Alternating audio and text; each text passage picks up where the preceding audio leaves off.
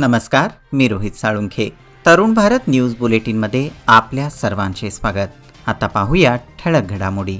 शहापूर वडगावसह ग्रामीण भागात रविवारी पारंपरिक पद्धतीने रंगपंचमी साजरी करण्यात आली. रंगपंचमी दिवशी वीकेंड जोडून आल्यामुळे सकाळपासूनच तरुणाईचा उत्साह अमाप होता. डीजेच्या तालावर भेबान होऊन तरुणासह बालसमूहही थिरकत होते. ठिकठिकाणी लावलेल्या शॉवर डॅन्सलाही उत्तम प्रतिसाद मिळत होता. संस्थान काळापासून शहापूर वडगावसह ग्रामीण भागात पारंपरिक पद्धतीने रंगपंचमी साजरी होते. रविवारी सकाळपासूनच गल्लोगल्ली डीजेचा आवाज घुमू लागला. सकाळी 9 नंतर विविध वेशभूषा केलेले, मुखवटे परिधान केलेले तरुण वाहनावरून फिरत होते. काही युवक मंडळांनी रेन डॅन्सचे आयोजन केले होते. त्यामध्ये पाण्याच्या वर्षावात डीजेच्या तालावर डॅन्स सुरू होते.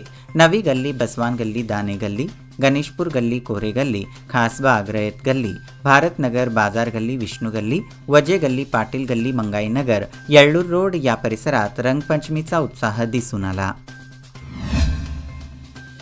जागतिक महिला दिनाचे औचित्य साधून आरोग्य व जिल्हा सुरक्षा विभागाच्या वतीने सायक्लोथॉनचे आयोजन करण्यात आले होते. इनरव्हील क्लब ऑफ बेलगाम व वेणुग्राम सायकलिंग क्लबच्या सहकार्याने ही सायक्लोथॉन झाली. एकूण 44 सदस्यांनी यामध्ये भाग घेत महिलांच्या आरोग्याविषयी जागृती केली. यावेळी जिल्हा आरोग्य अधिकारी डॉक्टर महेश कोणी, डॉक्टर नितीन एच, जानकी सेवा संघाचे उमेश आचार्य मनसूर यासह इतर सदस्य उपस्थित होते. डॉक्टर BN तुक्कार यांनी हिरवा झेंडा दाखवत सायक्लोथॉनचे उद्घाटन केले. यावेळी इनरव्हील क्लबच्या अध्यक्षा शालिनी चौगुले व इतर मान्यवर उपस्थित होते. तिलारी घाटातील त्या अवघड वळणावर शनिवारी एकाच दिवशी काही वेळाच्या अंतराने 2 अपघात झाले.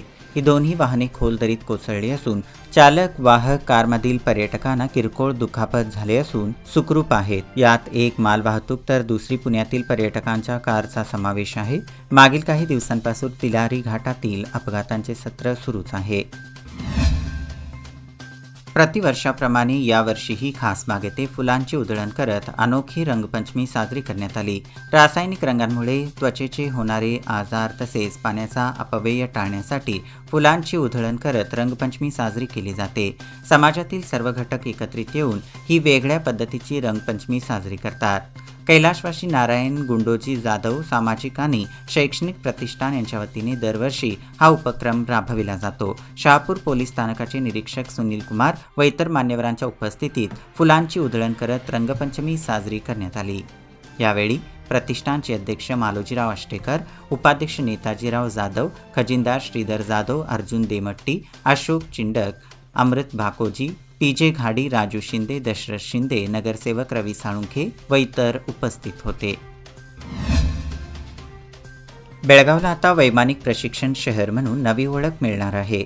रेडबर्ड या वैमानिक कंपनीने विमानतळ परिसरात हँगर उभारणी केली असून शनिवारी 2 प्रशिक्षण एअरक्राफ्ट त्यांच्या ताफ्यात दाखल झाली आहेत.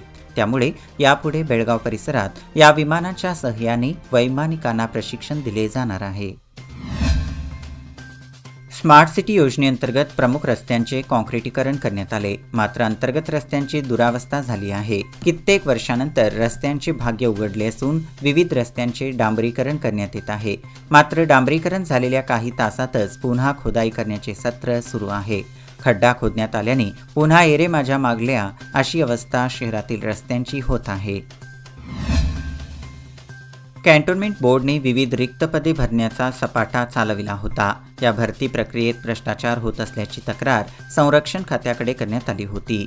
याच दरम्यान कॅन्टोन्मेंटकडे निधी नसल्याचे सांगत सर्व भरती प्रक्रिया थांबवण्यात यावी अशा सूचनेचे पत्र संरक्षण खात्याने कॅन्टोन्मेंट बोर्डला बजावले आहे.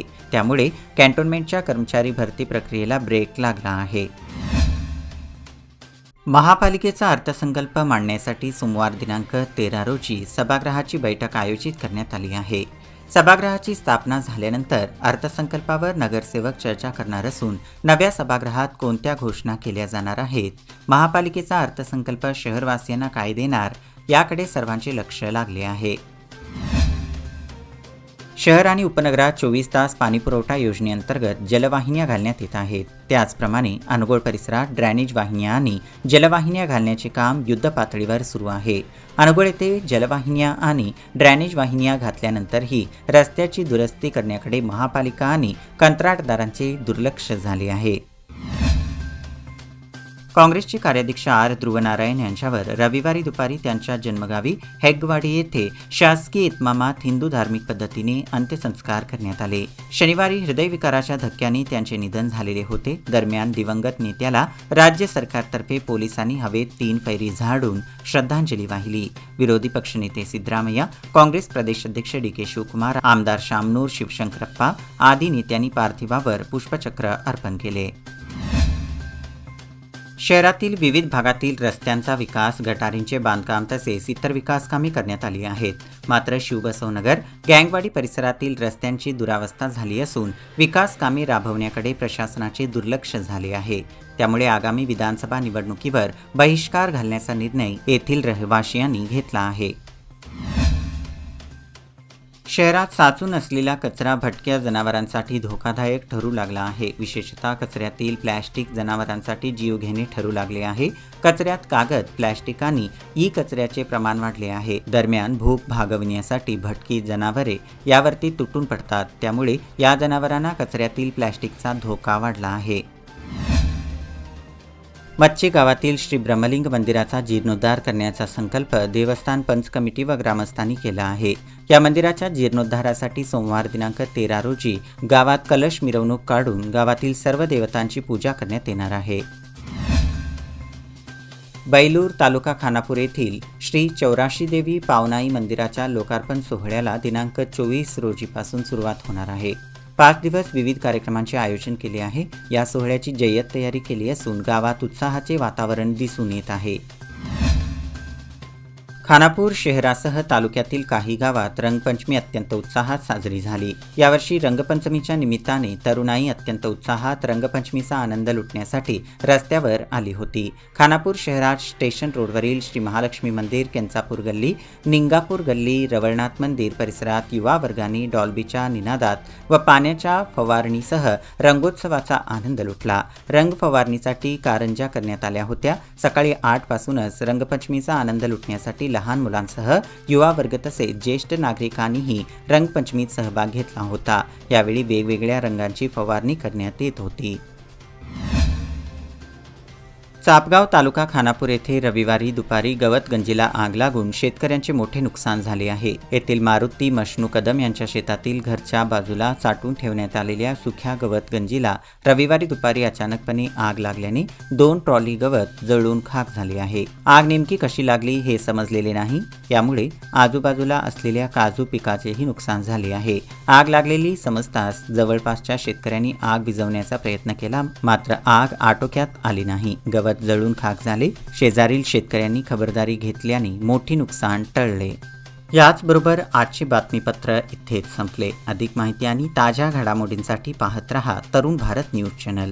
तसेच आमचे चॅनल लाईक करा, शेअर करा आणि सबस्क्राईब करा. आणि विश्वासार्ह बातम्यांसाठी दररोज सकाळी वाचा दैनिक तरुण भारत. धन्यवाद. शुभरात्री.